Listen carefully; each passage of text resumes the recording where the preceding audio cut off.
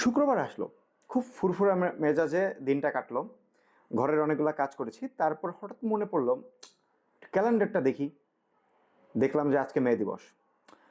একটা শ্রমিক হিসাবে আজকে মে দিবস শুক্রবারে পড়াতে এতটা মর্মাহত হয়েছি আমি, ভেবে আসলে কুল পাচ্ছিলাম না। তারপর ঠাস করে দেখি যে আজকে বুদ্ধ পূর্ণিমাও। বুদ্ধ পূর্ণিমা, মে দিবস, দুইটা সরকারি ছুটি শুক্রবারে শেষ। তো বিশাল সুখবরের ব্যাপার। এইদিকে আবার আগামীকালকে অফিসে আবার আলাদা প্রোগ্রাম আছে। ওকে,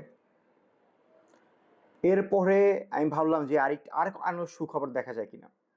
তো সুখবর দেখতে গিয়ে আমি আরো পেলাম যে হচ্ছে আশুরার ছুটি শুক্রবার, তারপর হচ্ছে জন্মাষ্টমী শুক্রবার, তারপরে ক্রিসমাস ডে শুক্রবার।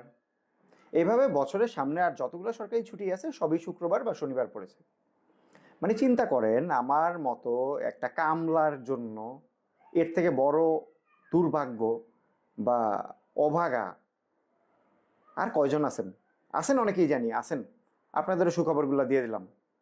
কি আর করবেন, আসেন ডিম খাই, সিদ্ধ ডিম খাবেন, খান, আমিও খাই, প্রোটিনের দরকার আর কি। ভালো থাকবেন, সুখবরটা নিয়ে আজকে ঘুমিয়ে যান। Good night.